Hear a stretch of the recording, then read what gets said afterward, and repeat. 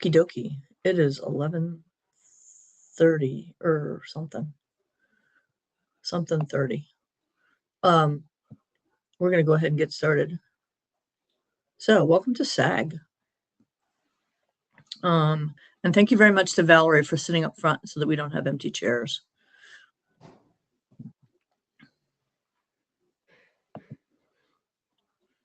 So this is the Noel.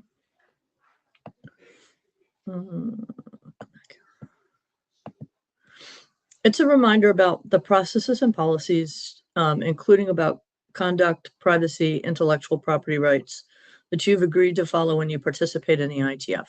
Please read it carefully. You're encouraged to read the source documents to which the note well refers.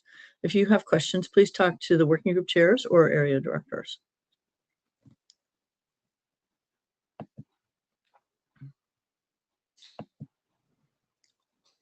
Meeting tips. So in-person meeting tips, you've seen this before. It's Friday afternoon. If you're in person, make sure your audio is off. Remote participants, make sure your audio and video are off unless you're presenting or chairing or talking or whatnot.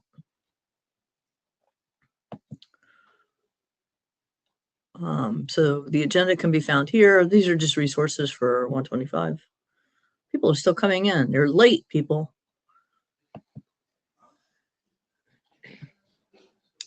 This is our agenda. So we have 3 talks. We have Bob Beck and Jeff Foss talking about TLS for BGP.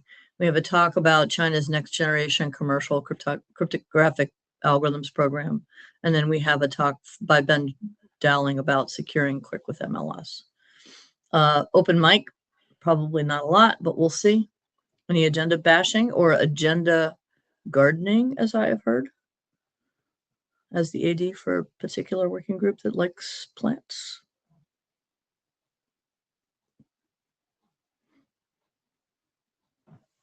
Okie dokie. So we are saying farewell to Paul Woodhurst as AD. You can see his accomplishments in the IETF here. We are sad to see him go. We're happy to have him still involved. Thank you very much.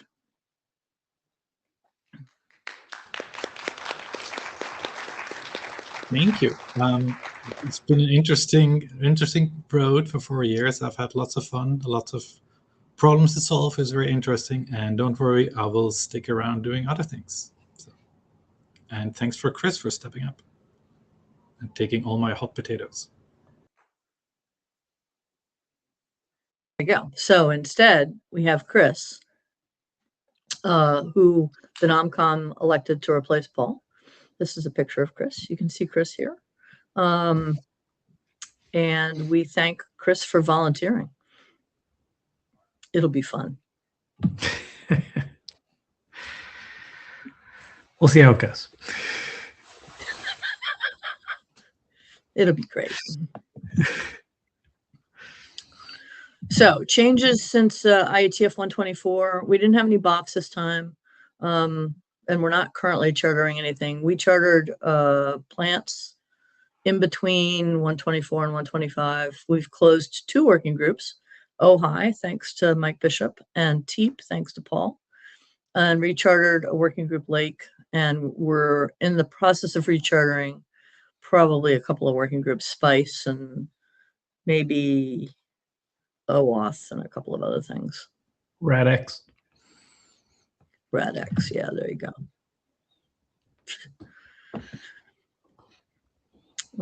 So we've had some chair changes. Obviously, we have chairs for plants, thanks to Tom Wiggers and Russ Housley for volunteering. Skit, we have Nicole Bates taking Chris's place. Thank you very much, Nicole. And we wish a fond farewell to Sophie for PQuip.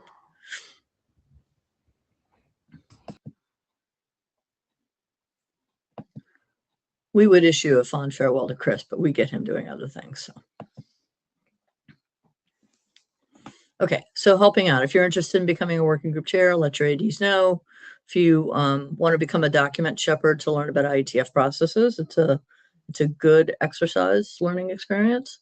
Errata processing, when you see an errata come through, if you know the answer for whether it should be rejected or validated or held for document update, please reply to that message so that we can make those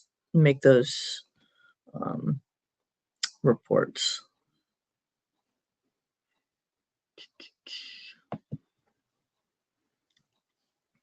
All right, so these are the working groups that we have in play today. And if you have sent your summary to the SAAG list, then congratulations. If you have not and you want to step to the mic and give us a quick update, that would be lovely.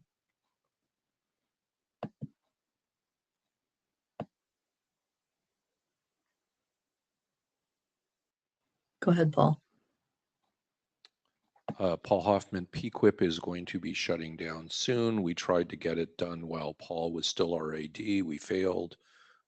We have just one document left, post working group last call. I'm assuming I will be handing it off to Chris within a few weeks, and then it'll go to IETF and such like that. It's up to the chairs to decide when you shut down PQIP. You might want to keep us around for the IETF last call, you might not, but we're shutting down. And just to report to people here who are like, oh, PQIP shutting down, that's a bummer. What Deb has said to me was, if there are presentations that would have been appropriate at a PQIP meeting that are really appropriate to the whole security area of the IETF, bring them to SAAG. That is a perfectly reasonable thing to do. So instead of asking me, can you do a presentation, you'd be asking the ADs if you could do a presentation here in SAAG. Thank you.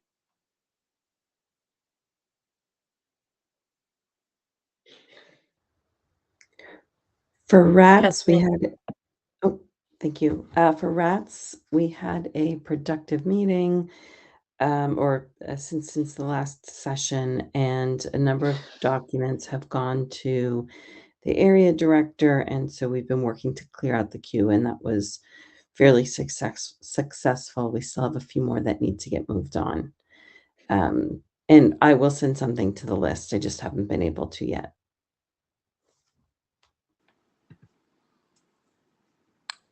I just want to note the successful conclusion of the OHI working group and thank everyone for their contributions there.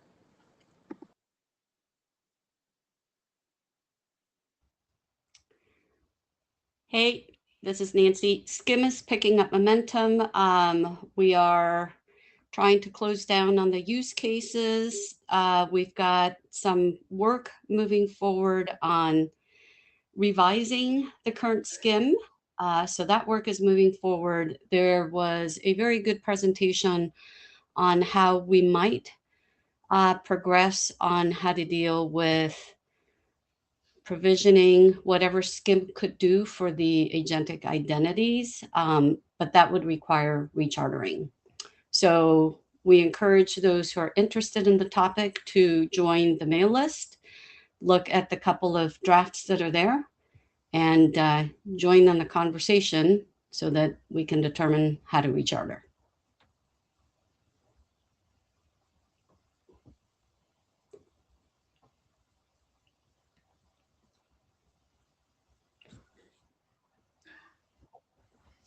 Mike Jones, you're in the Mike queue. speaking as COSE chair. We had a productive meeting this morning.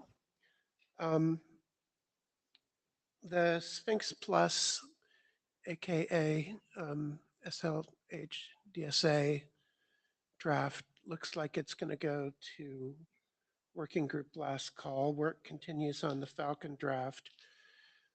Probably most significantly, the COSE HPKE draft looks like it will exit working group last call successfully and proceed to publication. There were presentations of a few individual drafts that it looks like will be sent out calls for adoption.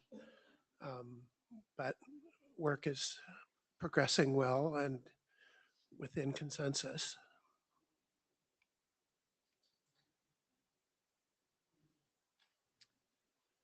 Yaroslav speaking as seat chair.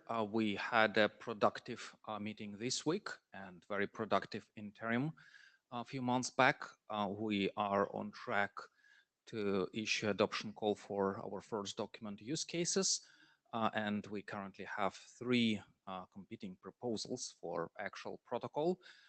So we have good amount of energy in the working group, and I think we're progressing nicely within our charter.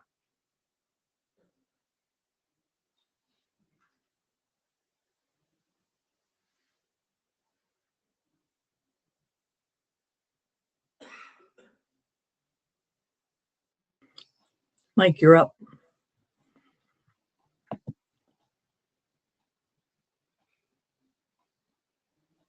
Sorry, I have to find the window.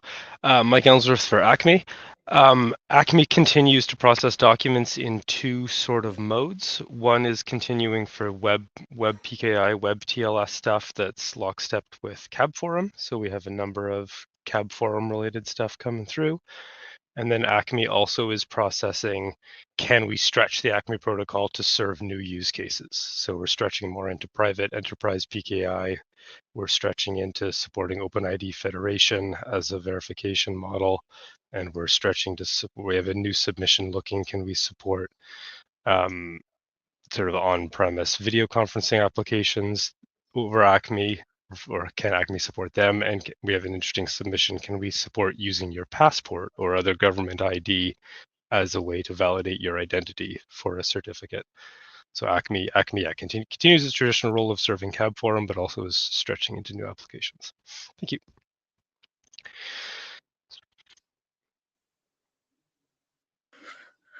Okay, so we also have a lot of related non-security area activities. It's a long list. I'm not reading it. Up in the upper right-hand corner is a thing that I added for IAB programs. I gave you a link to show you where these things are listed. There's nothing upcoming that I know of, but there have been some things in the recent past that are sort of interesting in terms of reviewing reports and things. So does anybody have anything for the related areas?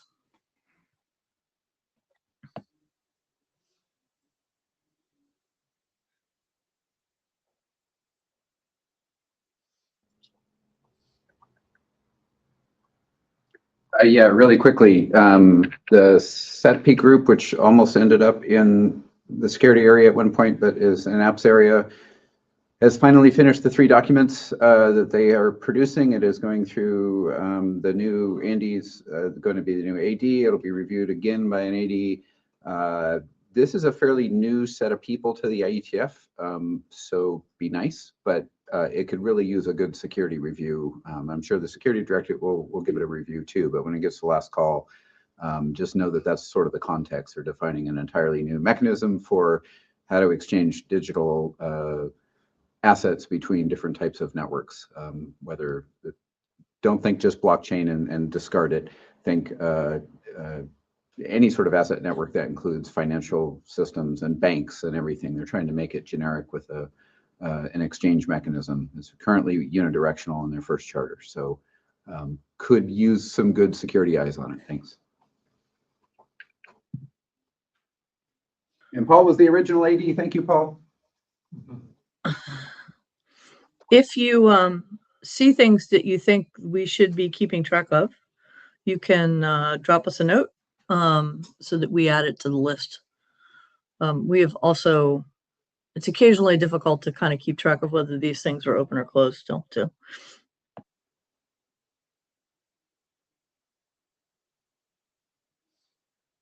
Okay, so last time there was a flurry of new mailing lists. So we have ZKP in practice called ZIP. We have a mailing list called Practical Security, which is a discussion of cybersecurity strategies. The RFC A4082 update, which is actually a Tesla update, not that Tesla, but the other Tesla. And then one called CFR, which is Customer Facing Relay. If you're interested in these topics, please check out these mailing lists. We have 2 drafts that are currently AD sponsored. We are like the switch over for the S-frame draft has not quite happened yet, but it will.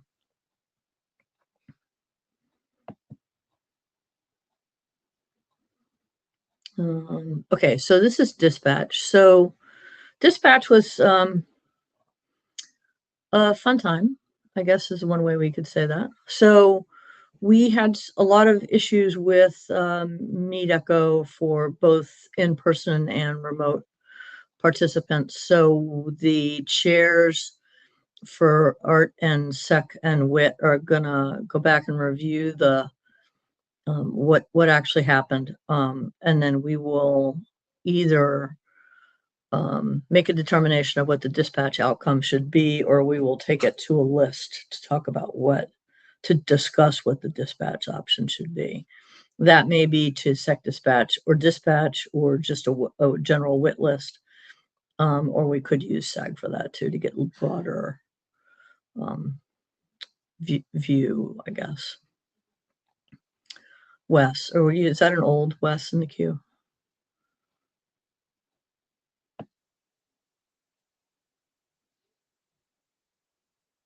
So this is unfortunate, but it is what it is. And so we're gonna address this promptly after the meeting. All right. Paul, you don't want to do this one last time, do you? This is all the data tracker stuff. Paul's like, no, there's not much you need to go through here.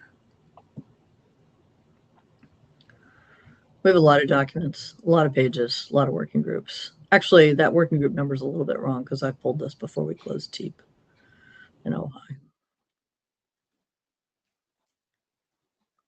And Mike St. John's, there was no SEC-related BOFs this meeting. For the first time in a long time, actually. This is the current state of play with regard to errata. There's a lot of errata open. Some of it's in long closed working groups. If you want to pick a working group and have a go, let us know what you think the outcome should be, and we'll happily resolve it.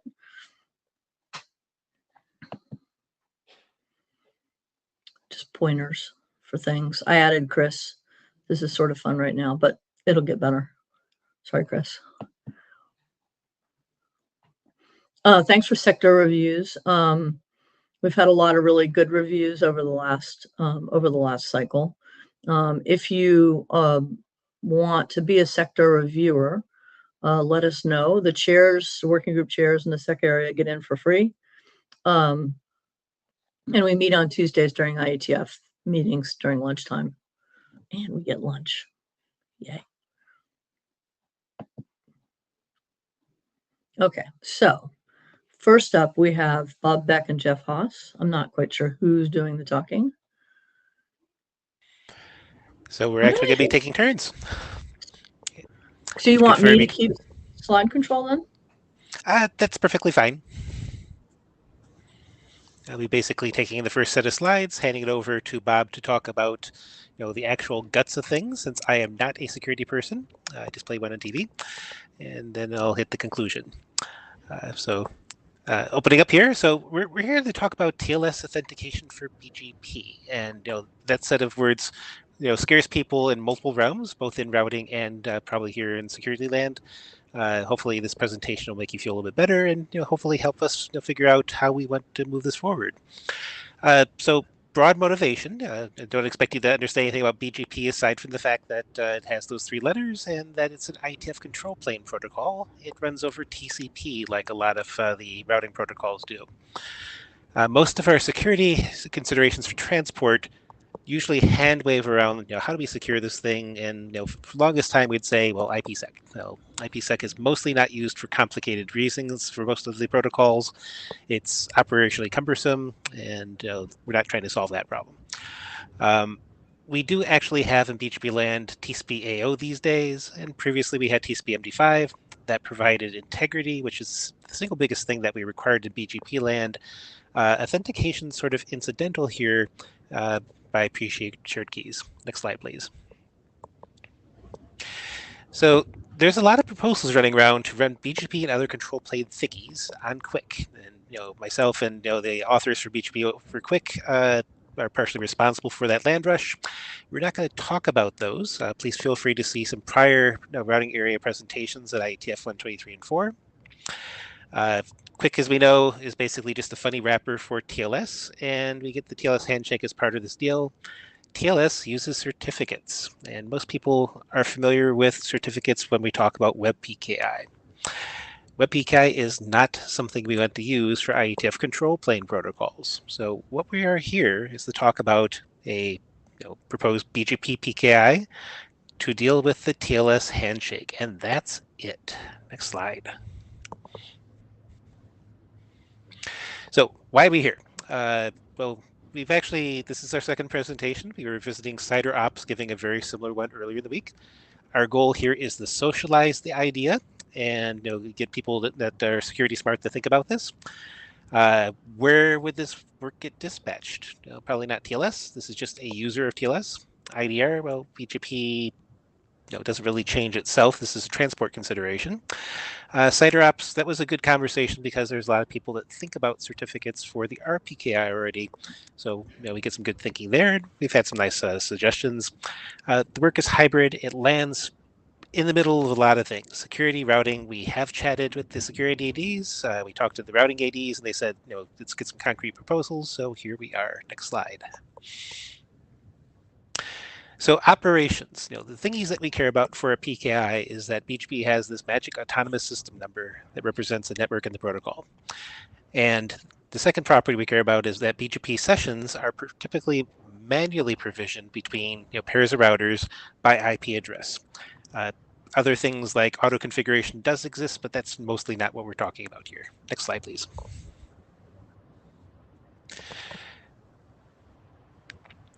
And so what we're talking about here is that I think this is where we want to have Bob take over. Sorry. Yeah, that's okay. No worries. I was sort of waiting for you to hand it off. What we've sort of spec'd out in the draft to start with here is that every BGP session, which is between two BGP peers wishing to authenticate to each other, has a certificate for both ends of the connection with the AS and optionally the IP as SAN names. This binds the AS, the particular AS, and the IP used for the session together. The goal here is to ensure that we have here short-lived certificates that are generated on demand by the controller of the AS and can be used on their routers at will. The AS, this is done by using an AS intermediate, also with the AS as a SAN name. The AS intermediate can be distributed to your neighbor AS and just used directly as a trust anchor or trusted via its issuer. Next slide. Certificate lifetimes for the AS intermediate should be reasonably long. Year, something like that, whatever we land on. BGP session certificates themselves should be short-lived, perhaps a week or two. Such certificates should be automatically provisioned, and the goal here is, again, just avoid any issues with CRLs for session certs, but the size of the AS base is not such that we cannot use CRLs for the actual intermediates. That shouldn't be a problem in this case. Next one. Next slide. With BGP, typically, as BGP users tend to introduce each other and share pre-shared keys or symmetric key material in the past. This looks like a similar model where the introducers are just a mutually trusted third-party CA. A third party, we are hinting here very strongly that a third party must validate control of the AS before signing such a thing. And one of the ways of doing this is using the proof of possession of a key that's already present and validated in the RPKI as proof of AS control. We are not, be completely clear here, we are not trying to put the certificates into RPKI itself, and we are not trying to reuse RPKI keys as a trust anchor or a part of the scheme. RPKI is for a different thing than a BGP peering session is. We don't need to go into the details, but we do not want to cross the streams here. The introducer can, of course, get used as a trust anchor itself, or once it's validated, the AS intermediates could be trusted directly via intermediate elision of like we do elsewhere. Next slide. Main things we are defining here. The new thing is really just to go define a subject alternative name for the AS identifier. We continue to use the existing SAN IP address, and this is the details of what would need to be in the certificate. Next slide. The validation procedure just looks like router A and router B each have ASX and ASY. They know which IP they're supposed to be appearing on. Router A trusts ASY's intermediate. Router B trusts ASX's one way or another. And during the TLS handshake, the session certificate's checked and verified along with the remote IP, and that's it. That is as far as we're going in this draft. Next slide. Back to Jeff. We need to find a home for this. We need to find a home, and what I'm seeing in the chat is actually the conversation we want to have. And I hear some this is insane, this is too complicated, and that's actually the kind of feedback we're looking for. And again, and part of the headache we have here is that our PKI is about securing things that are related to like IP addresses, AS numbers, that sort of thing. This is more like your traditional things you use for securing HTTPS. We're trying to actually provide point-to-point stuff, but we're not trying to make these things global. This is not a global PKI. This is just a certificate profile to let us actually connect things together. If you can actually bounce back between the slide just to finish the home piece.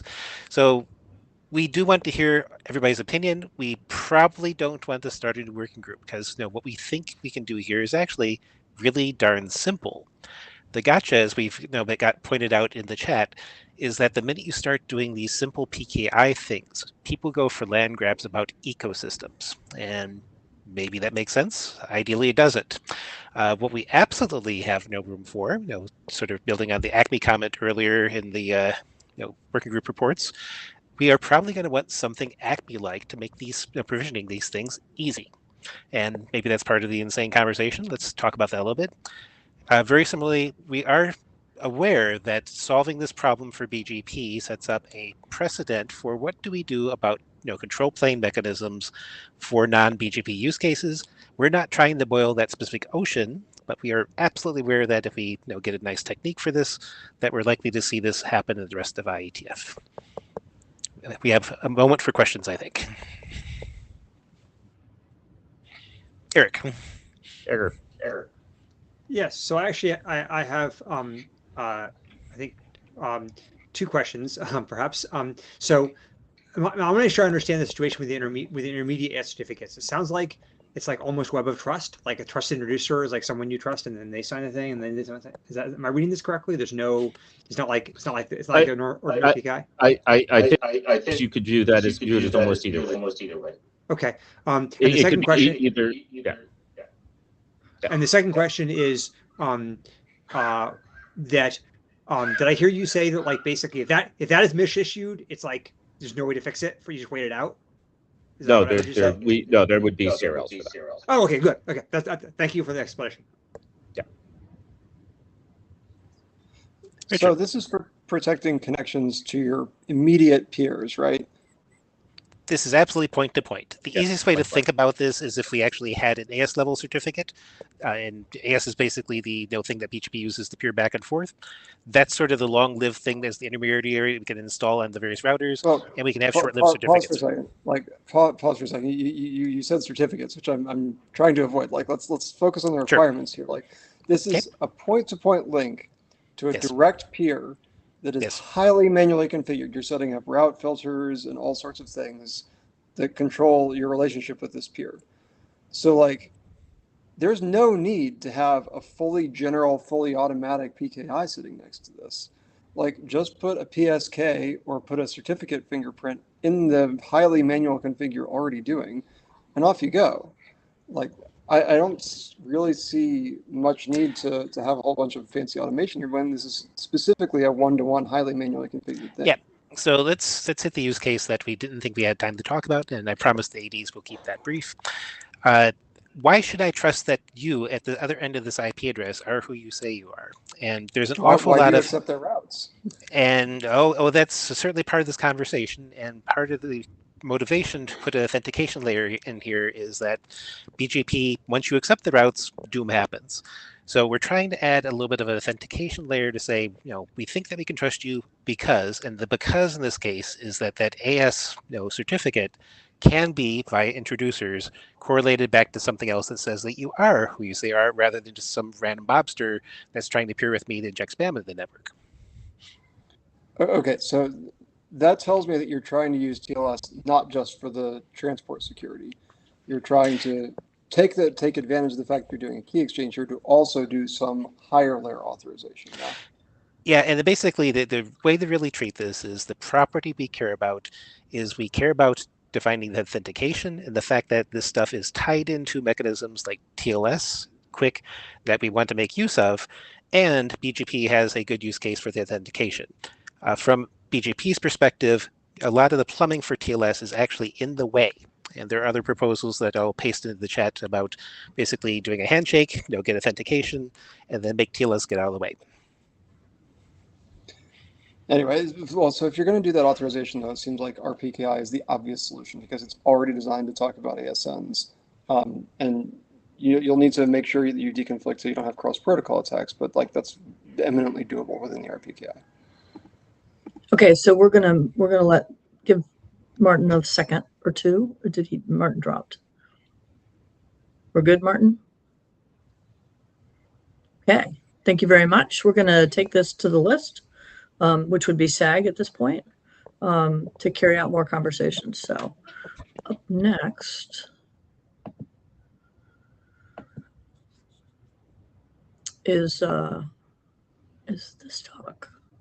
Not sure who's doing it.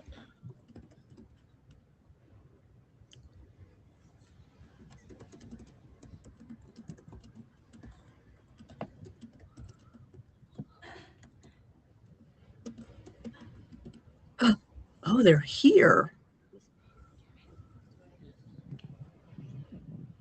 Thank you, Valerie. This is why we have Valerie. Perfect. So we may be able to give you clicker control. Should we do that? Please. You want to turn your own slides? Let's see what happens. Slide control to the clicker.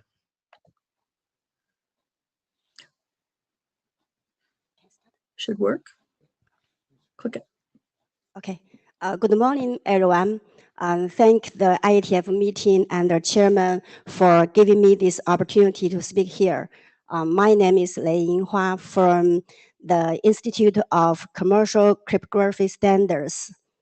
Today, I'm going to introduce China's next generation commercial cryptographic algorithm program, that is NGCC for short. So first of all, what is commercial cryptography? According to China's laws, like the cryptography law of the People's Republic of China and the regulation on the administration of commercial cryptography. Commercial cryptography refers to technologies, products, and services utilized for encryption protection and security authentication on information that does not involve anything of state secrets and the like by using specific transformation methods. So China's current commercial cryptographic algorithm system has basically established, which is composed,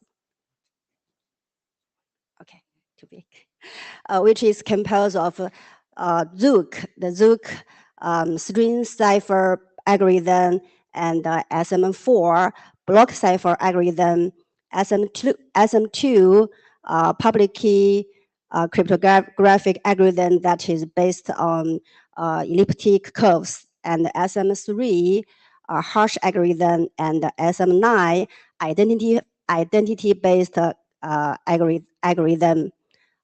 These algorithms have become the industry cryptography standards and also the information security national standards of China. And some of them have become the ISO and the IEC international standards. Next, I will introduce ICCS.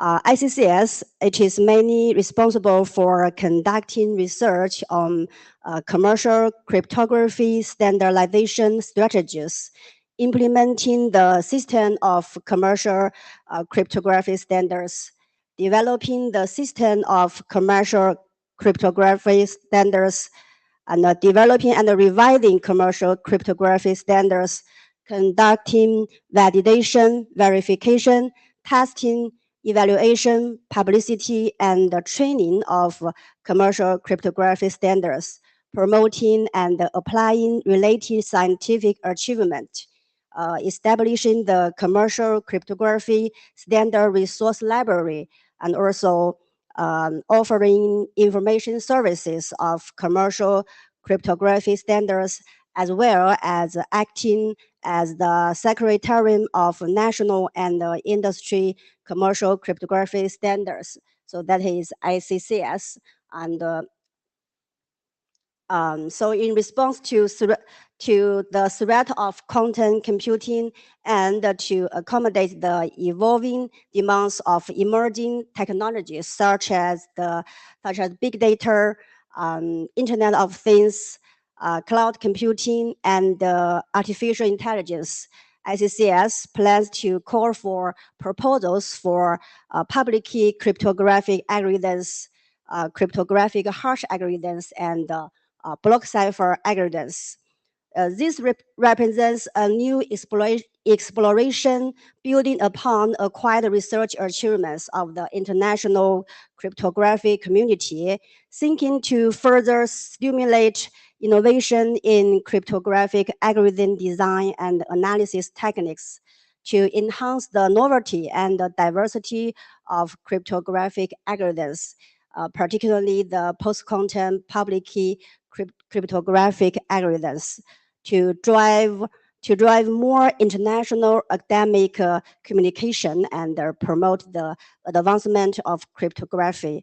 NGCC expects to establish an interoperable cryptographic algorithm suite and facilitate the standardization of the next generation commercial cryptographic algorithms. For each type of algorithms, there will be 4 phases before the finalist. And the first is to release the announcement. And second is to call for comments or technical documents. And the third is to collect the algorithm proposals. The submission window is 9 months. And then there will be multiple rounds of evaluation on proposals. Each type of algorithms will undergo at least 2 rounds of evaluation, and each round of evaluation will last about 9 to 12 months. And the duration for each round may be adjusted in accordance with the actual process. And then the algorithm status reports after each round of evaluation, and the list of the finalists will be announced. And the specific number of finalists will be determined upon comprehensive consideration of the solicitation and evaluation. So on February the 5th, 2025, ICCS released the announcement of launching NGCC on our official website, marking the beginning of the program. At the same time, ICCS issued a global call for comments on submission requirements and evaluation criteria. That's the draft for public key cryptographic algorithm and cryptographic hash algorithm. On October the 9th, 2025, ICCS issued a notice soliciting proposals for public key cryptographic algorithms and cryptographic hash algorithms. We also released the official version of the requirements and the evaluation criteria for these 2 algorithms. along with feedback on related issues. So as the time is limited, we don't go to the details about these requirements and the evaluation criteria. So for details you can go to our website.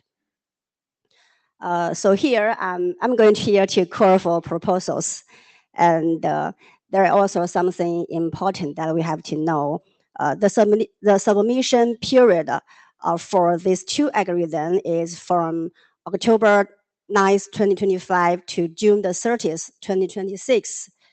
From May the 1st to June the 30th, 2026, submitters could update the previously submitted proposal, but could not submit new proposals. That is to say, if you want to submit proposals, you should pre-submit a version of the proposals before May the 1st. And for electronic packages, please send to these two email address. And for printed packages, please mail to this physical address. And the packages should be sent to ICCS in both electronic and printed forms prior to the deadline. And ICCS will conduct initial examination and then announce the candidates' algorithm for the first round of evaluation. And we also established expert groups responsible for the technical work of NGCC. The candidate algorithm will be comprehensively established in terms of security, performance, features, and some other features. Innovation in series and structures is expected. ICCS promotes active participation of social forces in public review of algorithms. We also will release the mailing list of public review.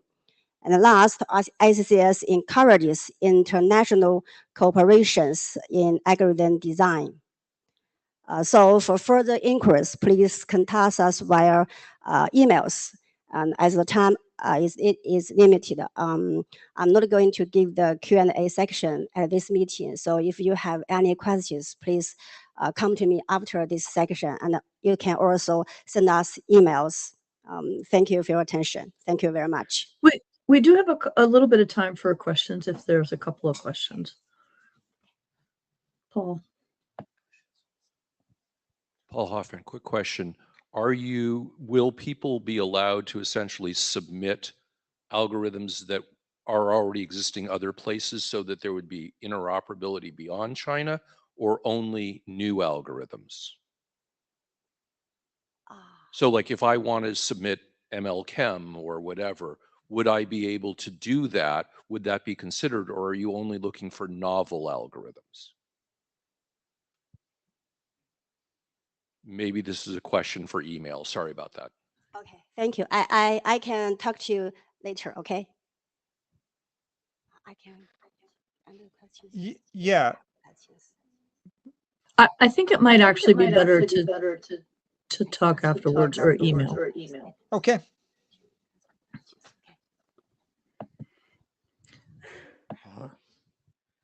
So thank you very much. We're gonna we're just gonna send your question to email, and she will answer our mailing list.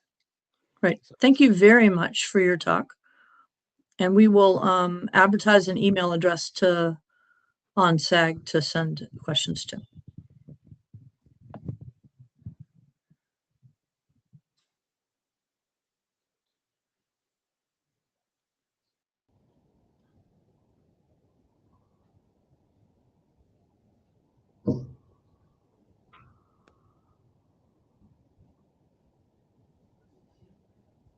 Hi, Deb, you're on mute, but thank you very much for giving me slide control. I hope everyone can hear me. Thank you.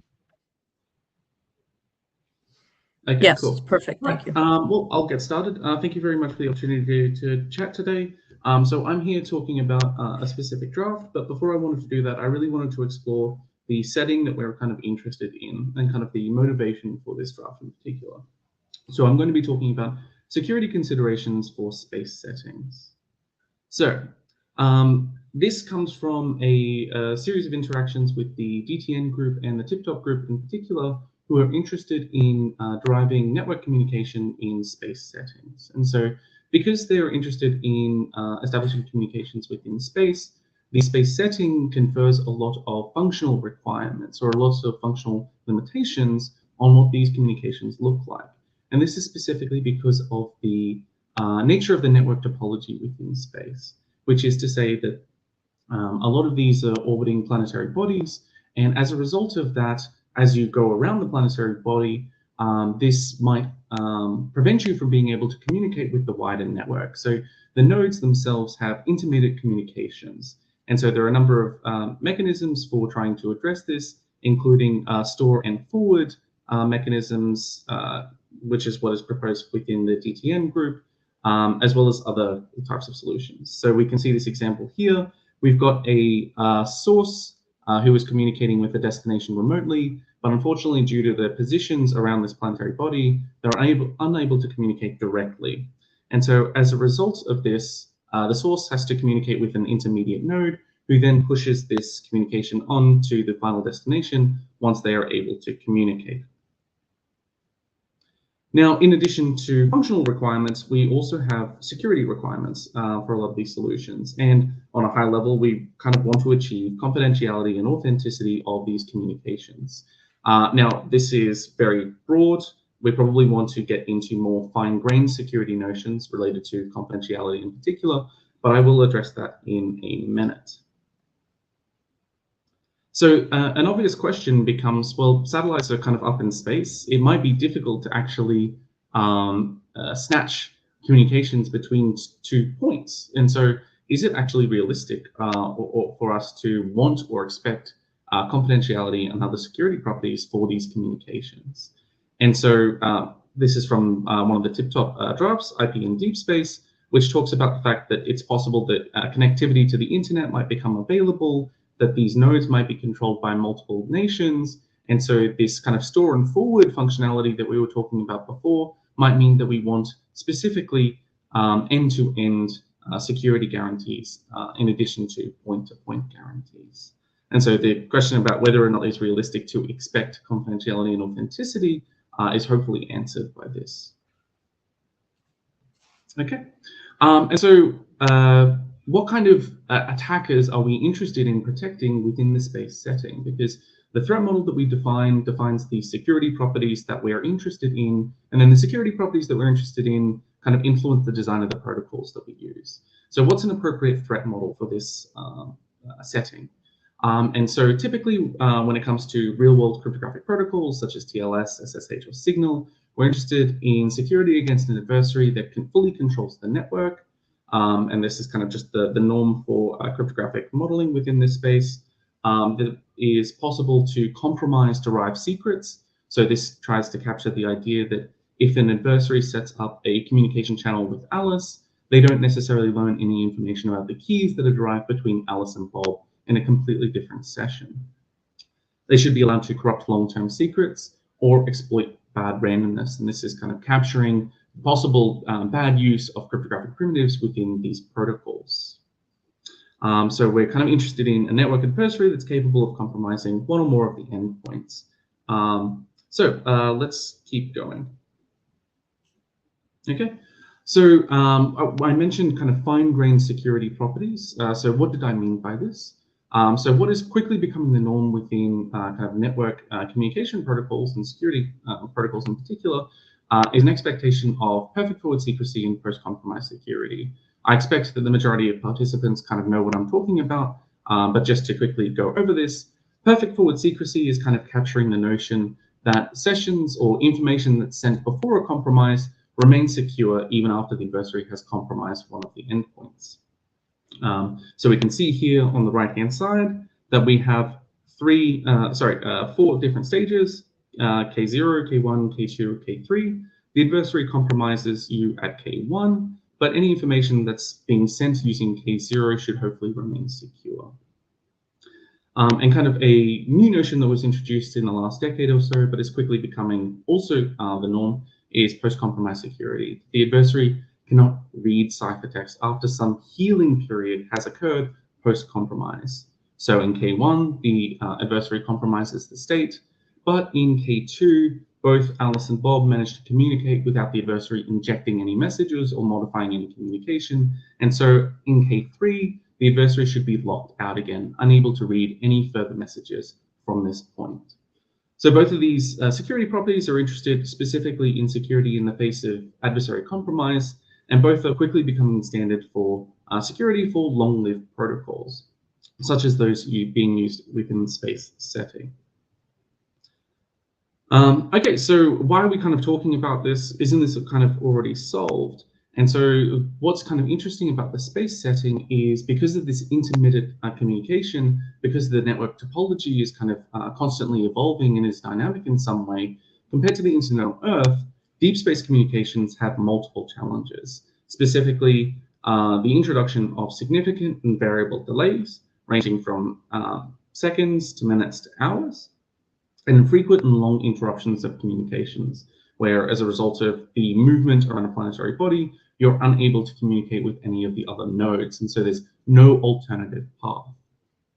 And so this can influence things such as simply delays on the messages, but also introduces significant packet loss within this setting. And so this is difficult to address within the space setting because in addition to packet loss being potentially higher, the delays that are being introduced as a result of this intermittent communication means that this kind of hides whether packet loss has occurred. And so for protocols where you're interested in establishing a secure channel via a key exchange protocol, you might try and establish a new secure key, the packet gets lost, but you think, well, maybe they're just out of sight at the moment, I can't communicate, and so I start trying to send information. So this packet loss can kind of hide the whether or not a key exchange or a key establishment has been successful. So I've been kind of talking about the security that is expected of the actual end-to-end communication. This requires keys, of course. And so, well, how do we actually establish these keys? So typically to establish confidentiality and authenticity within network communication protocols, we need to establish keys. And the typical way that we do this is through a process that we call handshakes. So if you think of the TLS handshake, for instance, where you send client hello, server hello, client finished, in order to establish some session key in order for communication. This is what we're talking about here. And so kind of the point that I want to bring up is because the space setting introduces and hides this sort of packet delay or packet loss, any delay or dropping of the packets prevents the key establishment. And if we came back to those kind of fine-grained security properties, this forward secrecy and this post-compromise security, what we can kind of see is that any delay in establishing fresh keys also delays in the establishment of these fine-grained security properties.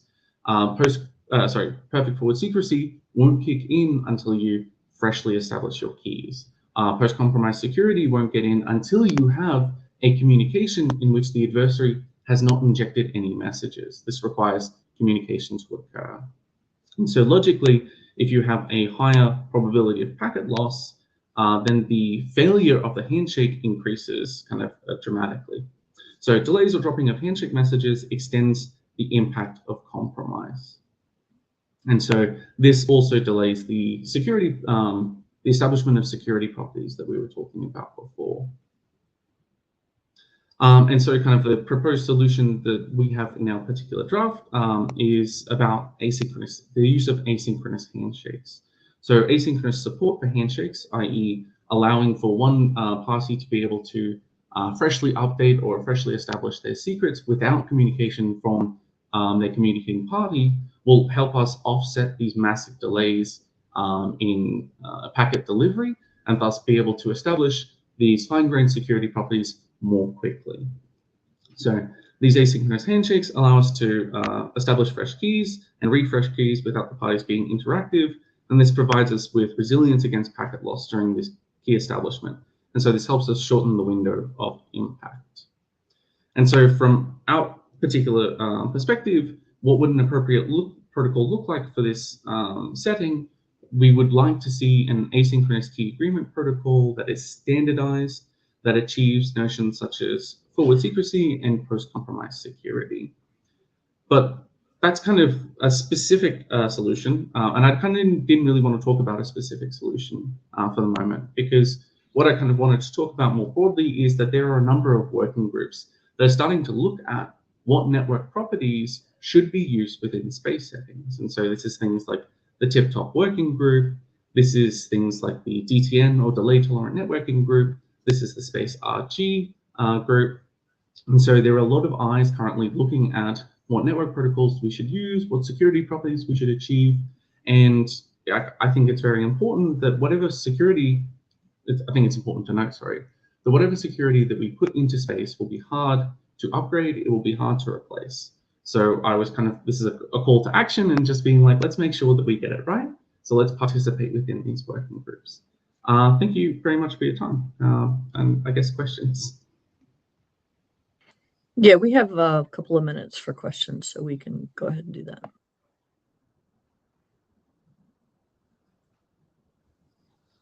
John. Yeah, happy to see more discussion on post-compromise security. I've been arguing for that for years. This is not just relevant for space, but for basically all infrastructure use of TLS and QUIC. And TLS and QUIC was actually a step backward in times of secure rekeying. I find this a little bit contradicting unless you start talking about solutions. You say you want to have long-lasting sessions to avoid costly handshakes, but you also say that post-compromise security is like a must. But I don't know what the solution would be, but for example, a MLS commit with post-quantum security, post-quantum cryptography is huge. It's much larger than a TLS handshake with traditional crypto. So it's a bit unclear here if you can get everything you say you want. Yeah, I think it's like a perfectly valid question to ask about the efficiency gains that you get from using TLS handshakes versus an MLS kind of asynchronous update. I think this talk was less about proposing this specific thing, although we have an interest in one particular kind of solution to this. But I don't think it's necessarily contradictory that a long-lived session with asynchronous updates is going to require significant bandwidth overhead or significant computational overhead.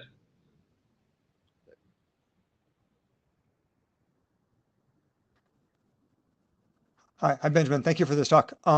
We don't have time to discuss this, but I guess just a request. Perhaps in the list, it'd be helpful if you could delve into some more detail about some of the numeric properties of these systems, like how often they're out of scope.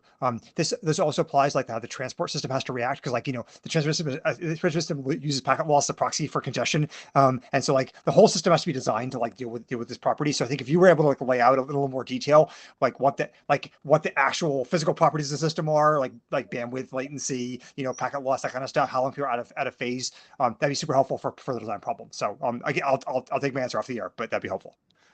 Okay, thanks, Eric. So we have time for a couple more questions. We have 2 minutes, so you got to be quick. All right. Hi, David Skenazy, airport enthusiast.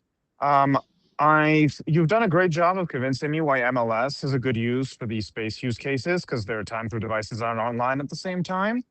The draft kind of related to this regarding making serious modification to QUIC to inject TLS, I'm however not sold on.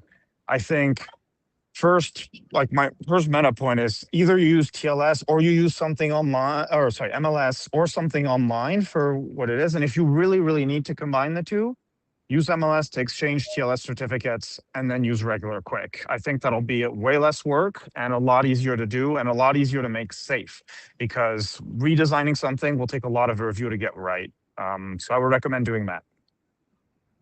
Okay, thank you very much for your feedback. Jonathan. So I was very excited to see this, because the entire last chapter of my PhD thesis is about how to use MLS to tie into TLS. And one of the main criticisms I got of that was, what on earth are you going to use this for? So very nice to see a use case. Cheers, appreciate it. All right, Brian, you're going to have the last word. Thanks. Yeah, I really appreciate this this work and this effort, and I'll probably be contacting you and getting soliciting some feedback on some ongoing work in this area, because, like you said, it's absolutely important to not mess up. Perfect. Thank you.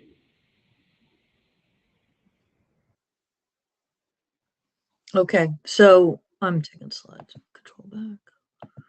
I think we're done. There we go. And there's no open mic, so there you go. We will see you in Vienna. And also, that's my bird feeder camera that got washed away with the spring water because I placed it too close to the river. It is no more. The Blue Jays are sad. Yeah, All right. Go further downstream, Paul. I know you went a kilometer. 3 or 4 more, you'll find it.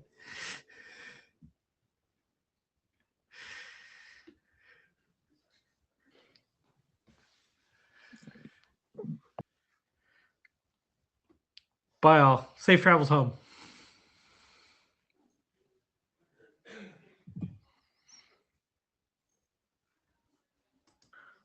And thank you very much, Valerie. Okay. Thank you, Deb. Thank you all.